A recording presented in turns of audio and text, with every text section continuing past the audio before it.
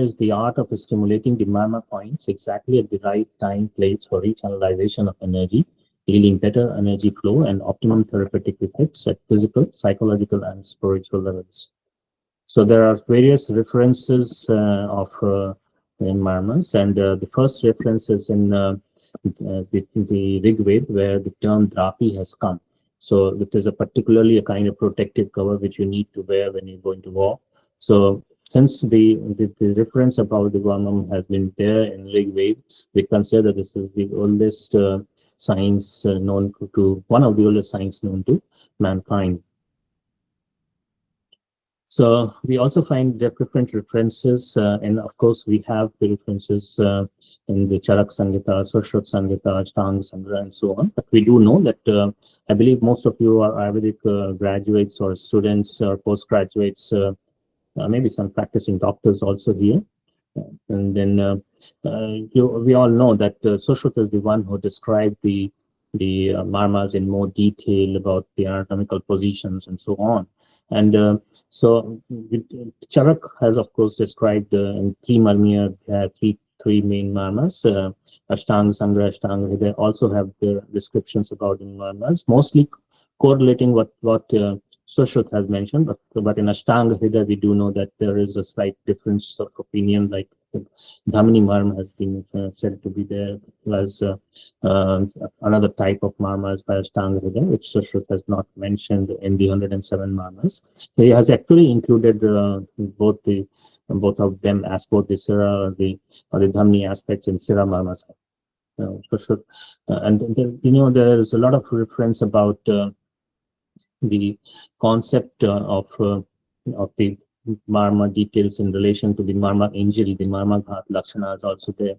And besides this, although I have not mentioned here, there's a lot of description in the Siddha science where you get to know about the Varman. Okay, and however, we need to know, see, who's the father of the Siddha science. So, father of Siddha medicine is Agastya Muni. Now, in the Charak Samhita, in the first chapter, you will see that there are 53 rishis who learned the science of Ayurveda. And among those 53, one is Agastya Muni. So we could consider that they are two parts of the same coin. And there are also a lot of reference about marmas and yoga. And Chandilya Upanishad, we consider, is the clear cut to mention that the Ashtadasheshu Marmasthaneshu Pramata Dharanam Pratyahara. And Pratyaharam Prasasanti Sangita Yogina Sada Ashtadasheshu Yad Vayor Marmasthani Dharanam. Sthanat Samkrishya Pratyahara Sacha Uttama. So here they are saying that there are 18 marma sites on which you do the Dharana Kriya. And one by one do the stimulation by this conscious dharan or meditation on the 18 marma sites, and doing or the process of doing that is called as pratyahar. So pratyahar being a very important aspect of yoga, and there the best process of doing the pratyahar is the stimulation of these marmas by doing the dharana kriya on these 18 marma sites. So they have mentioned also what are these 18 marma sites, and we have also formed a where you can understand what is mentioned in the Chandilya Upanishad and what we have the similarity in Ayurveda. Just for example, one marma which is mentioned is Pad Angusht Madhya, so in between the great toe and the second toe. So here the marma which is lying is referred to in Ayurveda as Chipra marma. Then there is one mentioned like Pindika Madhya. So around that point, of course, in Chandilya Upanishad and in Ayurveda as well. So you have the Indrabasti marma site there, right? So similarly, there are 18 marma sites which are mentioned there in this literature. So we do know that we have this also the text mentioning that Marianti Marmani. So that means that if there is severe injury on the marma site, it can be fatal. So this is one of the aspects why those who knew the science, they tried to keep it more as a closely guarded secret, considering the fact that if you express it, then maybe people can get injured also, so they kept it very closely guarded among themselves, or went only to the family lines. However, what we are trying to do is we are trying to simplify this that and make it more easily accessible, so more and more people can do. And actually this was Marianti Marmani, the point where before around 10 to 15 years back, 15 years back basically, there was no much clinical work on marmas.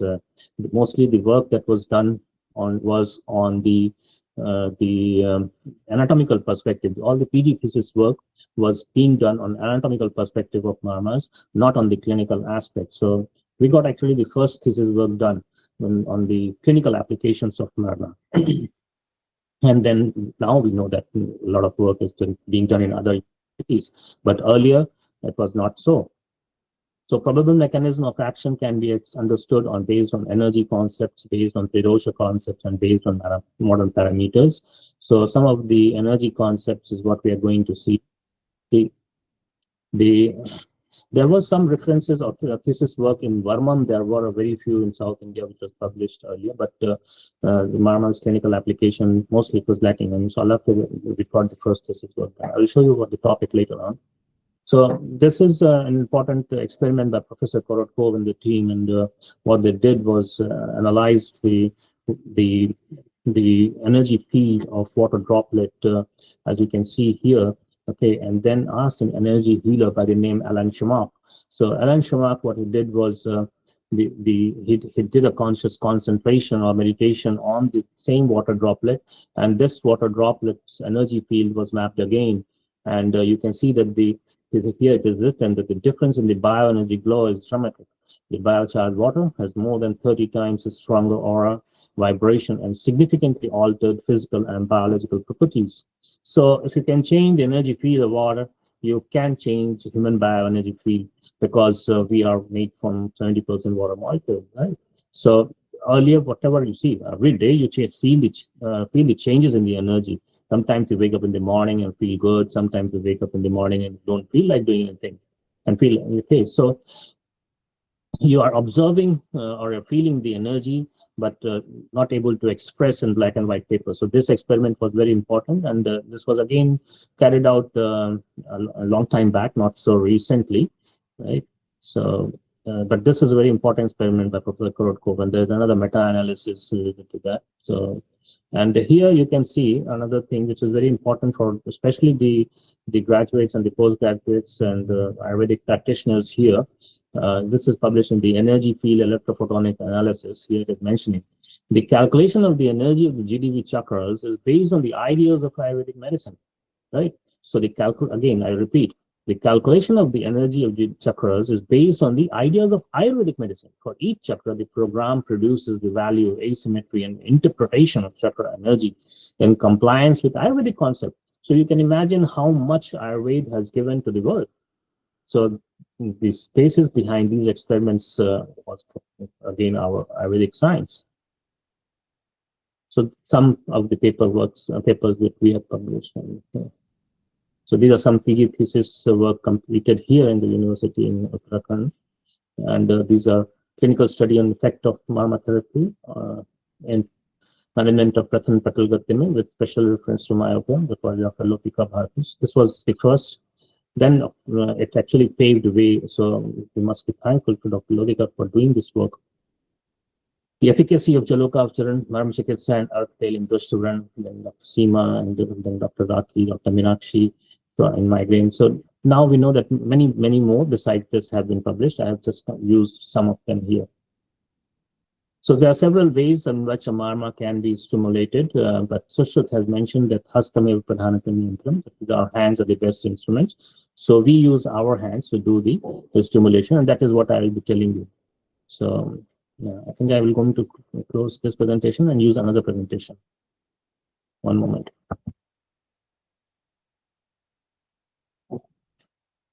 I hope I'm not going too fast and you're able to understand. अगर किसी को है कि मैं हिंदी में बोलूं तो यश बता दो, मैं थोड़ा हिंदी में भी बोल सकता हूँ, तो कोई दिक्कत नहीं है ना?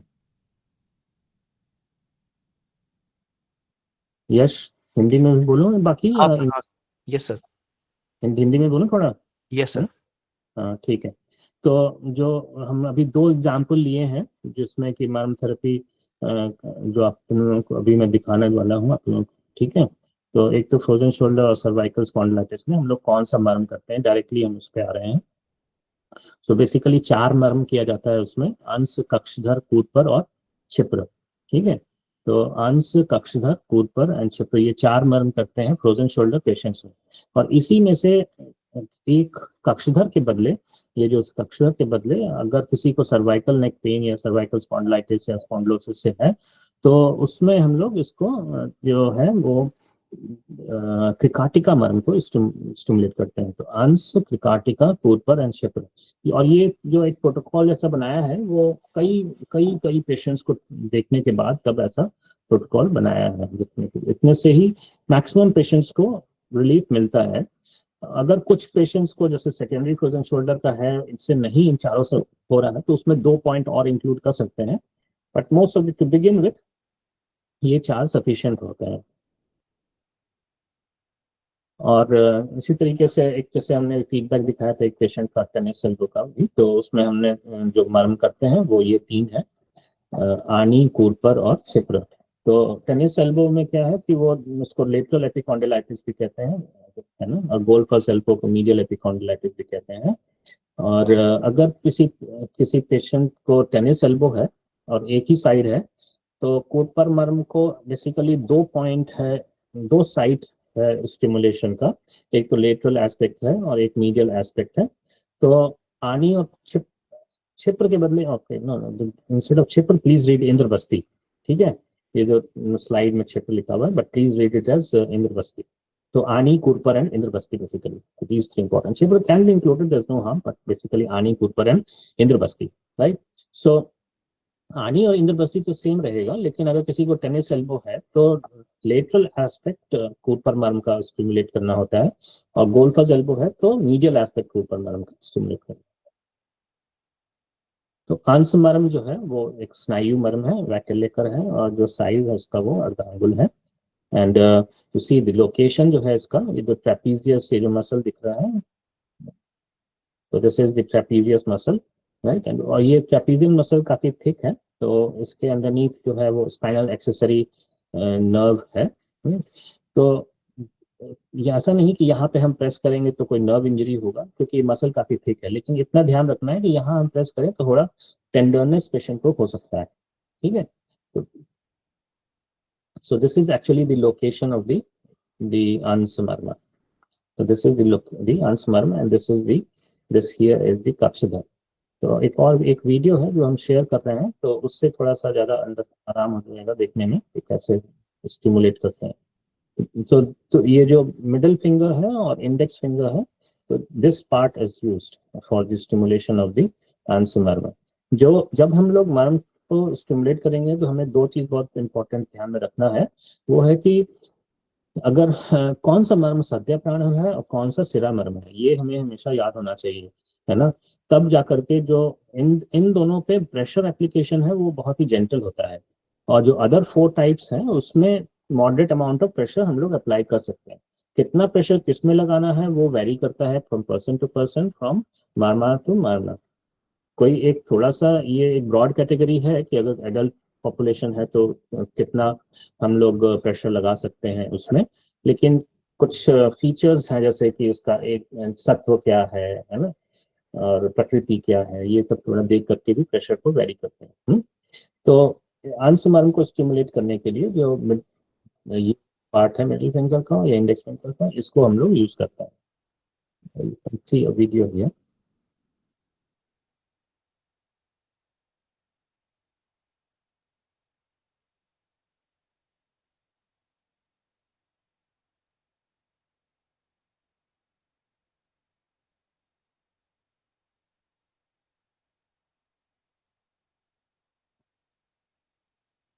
तो इस फिगर से ये देख सकते हैं कि जैसे जिस जहाँ पे नेक ज्वाइन करता है शोल्डर को, जैसे माला यहाँ लगा, तो यहाँ से जो डिस्टेंस है वो इंफेरोलेटरली थोड़ा सा नीचे की तरफ और थोड़ा बाहर की तरफ, तो this distance is approximately 2 finger breads, ठीक है।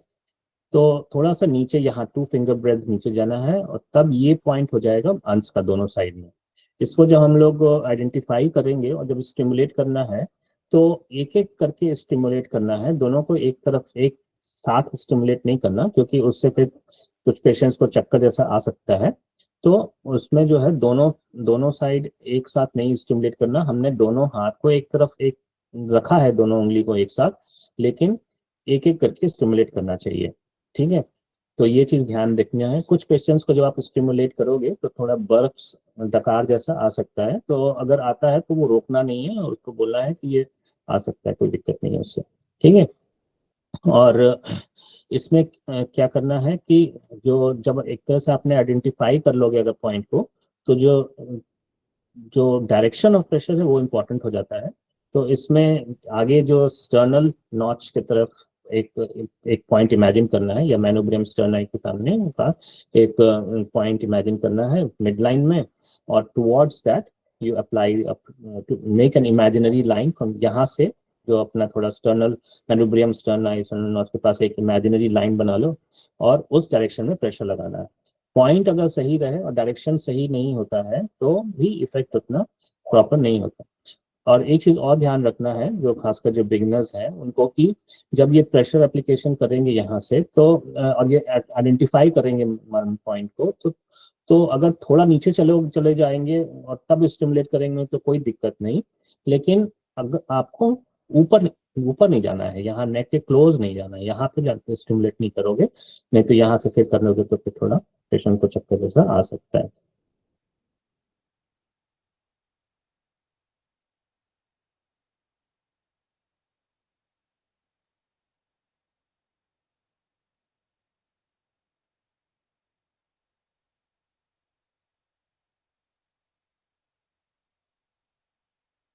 तो you can see I have just stimulating, है ना।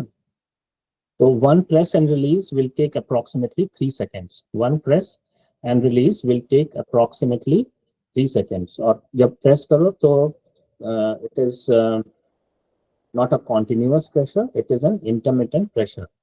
Press for 1 second, keep pressing for approximately 1 second, and then release, and then again keep pressing for one second. So overall, in one session, you do for 20 to 25 times. In okay, and it can be done 2 to 3 times in a day. 2 से 3 बार दिन भर में कर सकते हैं। और एक चीज और ध्यान रखना है कि मान लो अगर पेशेंट आपके पास है, तो पेशेंट्स को अगर एक तरफ में थोड़ा सा डिस्कम्फर्ट हो रहा है तो ऐसा नहीं कि एक ही बार में 20-25 बार कंटिन्यूअस कर लो, है ना, क्योंकि हमने कहा कि जैसे कि खासकर मार्मास जब ब्लॉक जाते हैं तो वो टेंडर हो जाते हैं जब, है ना। तो उसमें क्या है कि एक यहाँ करने के बाद ऑपोजिट साइड में आ सकते हैं, इसको भी 7-8 बार करके फिर वापस अपोजिट साइड आ जाएंगे, तो इससे कंप्लायंस रेट और पेशेंट कंफर्ट जो है वो ज़्यादा ठीक होता है। तो ओवरऑल करीब 20 से 25 बार एक सेशन में करना है, एक इंटरमिटेंट स्टिमुलेशन, राइट। तो लगभग एक मार्म को करने में लगभग 1.25 मिनट के लगभग लगेगा एक साइड का।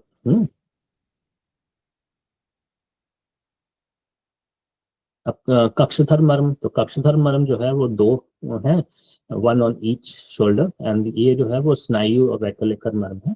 साइज 1 अंगुल है, और लोकेशन है 2 finger breadths inferomedially to the acromioclavicular joint anteriorly. तो इसमें जो ये ध्यान रखना है कि ये जो टाइप है वो सिरा मर्म आचार्य वाघभट ने बोला हुआ है। ठीक है, तो हमें जब स्टिमुलेट करना है तो हमें ध्यान रखना है इसका लोकेशन। तो ये this is here, this is the acromioclavicular joint. तो यहाँ से लगभग 1.5 से 2 फिंगर ब्रेड इनफेरो मीडियली, है ना, थोड़ा सा नीचे, थोड़ा सा नीचे, थोड़ा सा अंदर की तरफ। तो यहाँ पे इसका यूज टर्म्स थी कक्षधर मरना। अब इसको हम लोग थंब से स्टिमुलेट करते हैं, थंब का प्रेशर से, लेकिन थंब को जब रखोगे तो ऐसा नहीं कि पिंचिंग जैसा, पिंच जैसा नहीं करना है, और थंब को बिल्कुल parallel to the skin surface रखना है। ठीक है, तो इसका जो डायरेक्शन होगा प्रेशर का वो बैकवर्ड्स, अपवर्ड्स और स्लाइटली आउटवर्ड।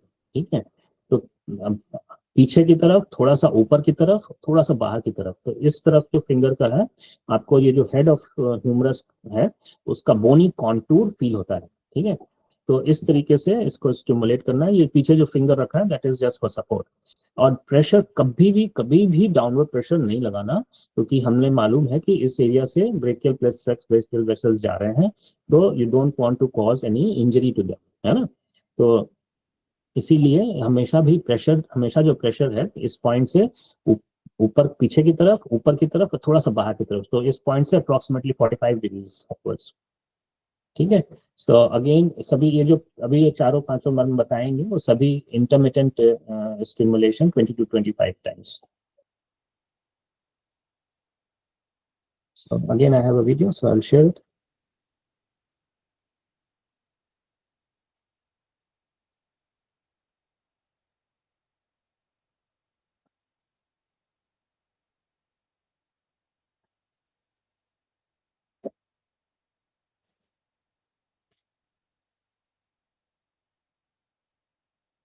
वीडियो का आवाज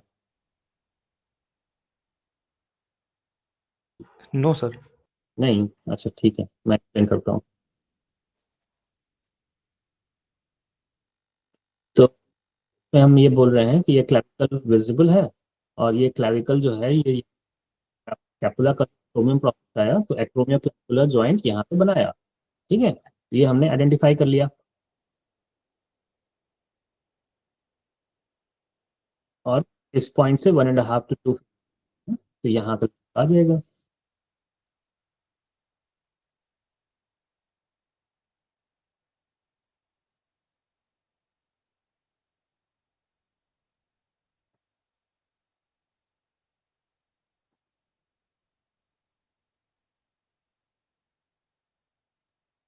यहाँ पे ये जो एरिया है डेल्टोपेक्टोरल ग्रुप भी कहते हैं, है ना। थोड़ा सा जब प्रेस करोगे तो डिप्रेशन जैसा फील होगा।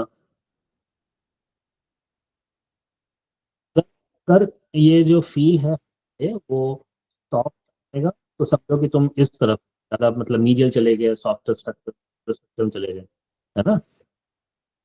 जो शोल्डर की जो हाथ है उसको क्लोज टू बॉडी रखना पड़ता है, जो हाथ क्लोज, आगे पीछे नहीं रखना, है ना, तभी तो फिर वो लोकेशन प्रॉपर पता नहीं चलेगा।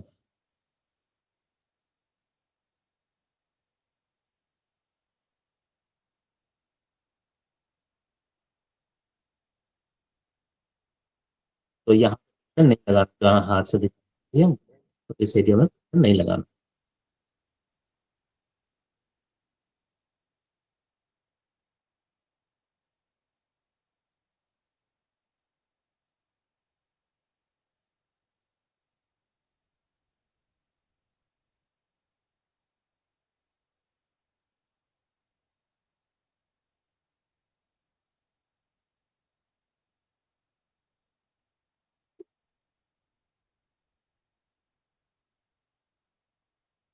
थोड़ा सा बाहर,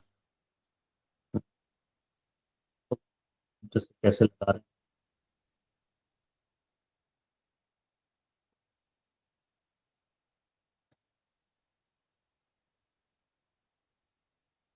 ये कक्षधर में तो बेटर होता है सिटिंग पोजीशन। देखो मामा को बेसिकली सिटिंग या सुपाइन या प्रोन पोजीशन या लिटा कर सकता है ना। खड़े होकर को नहीं कर, पेशेंट खड़ा होकर नहीं करेगा। Doctors can do it in standing और इन सिटिंग पोजीशन। तो अभी हम ये स्टिमुलेट कर रहे हैं, है ना। So this being the snide murmur, a moderate amount of pressure can be applied here. But since it is vascular murmur and where the vessels are, we have to be vascular murmur in the sense of Ashtarya Vagbhat. So we do keep that in mind and not exert too much of extra pressure here. Hmm?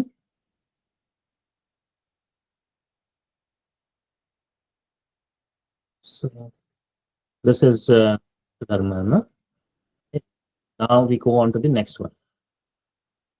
So, okay, so this is just the anatomical perspective, just to see the nerves or vessels का presence. So our position will be around this, okay. Now आनी मर्म को भी बताएंगे, क्योंकि आनी मर्म हमने वो टेनिस एल्बो गोल्फर के लिए इंक्लूड किया था। तो देयर आर 4 आनी मर्म, 2 in the upper and 2 in the lower limb.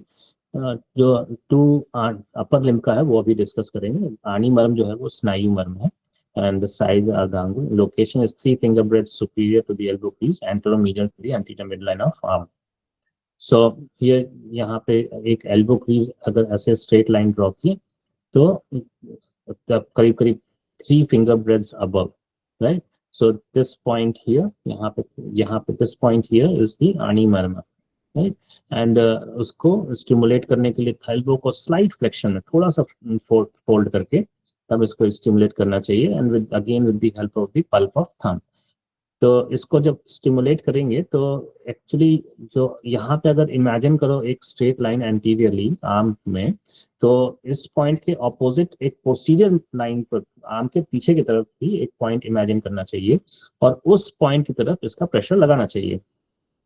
एक और फोटो है उसमें ज्यादा पता क्लियर होगा, या इसमें तो ज्यादा अच्छे से पता चल जाएगा। देखो इसमें हमने अगर हम लोग एल्बो को फोल्ड करते हैं तो जो लाइन पड़ता है ना वो एल्बो क्रीज, तो ये सबसे पहले ये हॉरिजॉन्टल लाइन ड्रॉ करना है, फिर उसके बाद उसके सेंटर से मिड लाइन से एक straight mid line, anterior mid line vertically ये खींचना, ठीक है। फिर जो हॉरिजॉन्टल मिड एल्बो क्रीज था उससे अप्रोक्सीमेटली 3 फिंगर ब्रेड्स ऊपर जाएंगे और जो एंटीरियर मिड लाइन है उससे करीब 1 फिंगर ब्रेड मीडियली अंदर की तरफ जाएंगे। तो this becomes the point of the आनी मर्मा। अब इसको जब ये पॉइंट मिल गया तो इस पॉइंट के अपोजिट, जैसे कि एंटीरियर मिड लाइन है तो इस पॉइंट के अपोजिट एक पीछे की तरफ एक पॉइंट सोचना है और इस पॉइंट से वो इमेजिनरी पॉइंट की तरफ एक डायरेक्शन एक बनाना है और उसी तरफ प्रेशर जैसे हमने पीछे फोटोग्राफ में दिखाया था, तो इस तरीके से थंब से लगाना है अगेन 20 से 25 बार एक सेटिंग। ज्यादा प्रेशर नहीं लगाओगे, अगर ज्यादा प्रेशर लगाओगे तो यहाँ नोड्यूल लाइक फॉर्मेशन हो जाएगा और फिर वो जल्दी जाता नहीं। तो जैसे ही अगर मान लो स्वेलिंग या नोडल जैसा फॉर्मेशन होता है तो तुरंत उसके बाद वो नहीं करना अगले दिन से। अगर जरा भी स्वेलिंग अगर लगे तो दूसरे मर्म करने हैं, कूपर को कंटिन्यू करना है और तन बावी भी कर सकते हैं उसमें, और उसके बाद वो स्वेलिंग जब दोबारा कम हो जाए तब फिर से किया जा सकता है। इसलिए प्रेशर ज्यादा नहीं लगाना, स्पेशली जो लोग सॉफ्ट है, एल्डरली पेशेंट्स हैं, सॉफ्ट स्किन है ना, तो इस वहां पर नहीं। और इसी के बाद आनी इसी में कूपर मर्म भी क्लियर हो जाएगा। तो जो कूपर मर्म का 2 पॉइंट हम बता रहे थे, तो एक अगर एंटीरियर मिड लाइन फिर से ये हमने 4 आर्म में ड्रॉ किया तो ये हॉरिजॉन्टल लाइन है, इसके करीब 1 अंगुल नीचे है ना, और ये जो एंटीरियर मिड लाइन है उससे लगभग 3 अंगुल, 3 से 3.5 अंगुल बाहर की तरफ एक जो इंटरसेक्शन होगा इसका, तो this becomes the lateral point of stimulation of the Cooper मर्मा। और इसका जो इस हॉरिजॉन्टल लाइन से 1 फिंगर ब्रेथ बिलो और 3 फिंगर ब्रेथ्स अंदर की तरफ यहाँ पे, तो this becomes the medial point of stimulation of the Cooper. तो अगर पेशेंट्स को हमने अगर टेनिस एल्बो का कर रहे हैं तो उसके लिए आनी और ये वाला कूपर मर्मा, लेटरल एस्पेक्ट और इंद्रवस्ती करेंगे। अगर गोल्फर्स का कर रहे हैं तो आनी, medial aspect and then the इंद्रवस्ती। सो इंद्रवस्ती को लोकेट करने का इसी फिगर से अच्छे से हो जाएगा। इसमें जो हॉरिजॉन्टल क्रीज है उससे 4 अंगुल नीचे जाएंगे, तो ये जो है जो पॉइंट आएगा सेंट्रल मिड लाइन में, तो that is the Indravasti marma. And इसका जो डायरेक्शन ऑफ प्रेशर है वो डायरेक्टली डाउनवर्ड्स है, तो इट्स नॉट डिफिकल्ट। अब कूपर मर्म का हम एक और फोटोग्राफ दिखाते हैं, उससे पता चल जाएगा, ठीक है। लोकेशन वगैरह तो बदल गया, एंड दिस इज संधि मर्म, तो again a moderate amount of pressure can be applied. So this is the Cooper मर्म। सो अगर ये थोड़ा सा एल्बो को फ्लेक्स रखना है ना, और हॉरिजॉन्टल लाइन के 1 अंगुल नीचे, और इसमें जो पार्ट हम लोग थंब का यूज कर रहे हैं वो इनर पार्ट यूज कर रहे हैं, not entire pulp of thumb but inner part. और इनर पार्ट को यूज करेंगे तो एक यहाँ से पॉइंट ऑफ डायरेक्शन जो है वो टुवर्ड्स दी ओलेक्रोनॉन। सो ये जो बोनी प्रोमिनेंस है दैट इज द ओलेक्रोनॉन। सो इसमें हम लोगों को प्रेशर लगाना है, राइट। सो इस डायरेक्शन में intermittent pressure, right. This is Marma which is tender, तो पेनफुल होता है बेसिकली इसको अगर तुम पहले पहले करोगे, और फर्स्ट फ्यू सेटिंग्स में स्पेशली मोर सो। तो पेशेंट को करने के पहले प्रोग्नोस्टिकेट करना है कि ये कब करेंगे तो पेनफुल सेंसेशंस हो सकता है। कुछ पेशेंट्स को अगर सेंसिटिव है ज्यादा तो चक्कर जैसा भी आ सकता है, तो इसलिए ऐसे पेशेंट्स को क्या करना है कि पेशेंट को सुपाइन पोजीशन में करना, लेटा के करना, और बैठा के नहीं करो। खासकर जो लोग शुरू में कर रहे हैं उन लोगों को this should be done in the supine position, don't do in sitting position. और कुछ पेशेंट्स को खासकर अगर कभी बैठा के करेंगे तो वॉमिटिंग जैसा फीलिंग भी हो सकता है। तो पेशेंट से पहले बता देना है कि अगर नौजिया जैसा लगे और अगर ये चक्कर जैसा है तो तुम्हें बता दें, अगर सिटिंग पोजीशन में कब अगर किया तो। ठीक है, सुपाइन पोजीशन में करोगे तो नहीं होगा ये, but pain hoga to pay at the time of stimulation, but after that it also gives good pain relief, right? So we cannot skip this one. So it's very important and a very commonly practiced point. Okay, so maybe another video for this, you can see.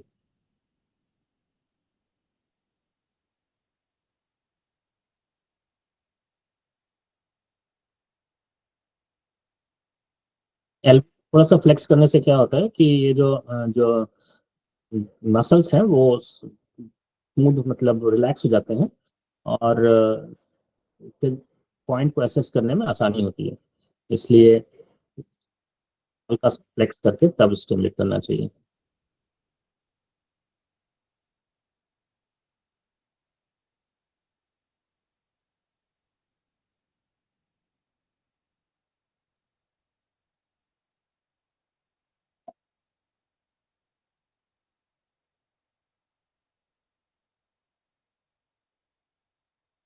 तो जो four fingers opposite side में, that is only for support. अभी हम stimulate कर रहे हैं इस point से, ठीक है ना, जो भी मैंने दिखाया था हमने, like that, okay, and towards the ओलेक्रोनॉन।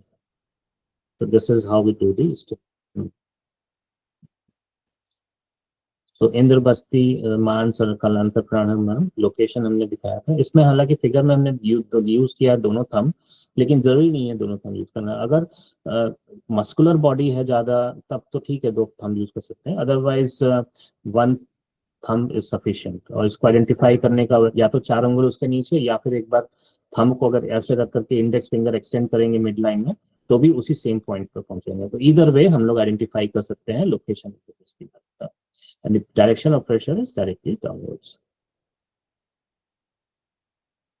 Now the last one is the Chepramarm among all these. So the Chepramarm, again very important marm. It is Snayu or Kalanta Pranayama, and the side is the point between the index and the thumb, two fingers from the webbing. So अगर ये index finger है, ये thumb है, तो इसमें ये जो webbing है इससे दो finger bread above in the middle. Okay, so this is the Chepramarm। और जब इसको स्टिमुलेट करते हैं तो इसका जो हम लोगों को पल्प ऑफ थंब से ही करते हैं, और डायरेक्टली डाउनवर्ड प्रेशर न लगा करके थोड़ा सा थंब के साइड प्रेशर लगाना चाहिए।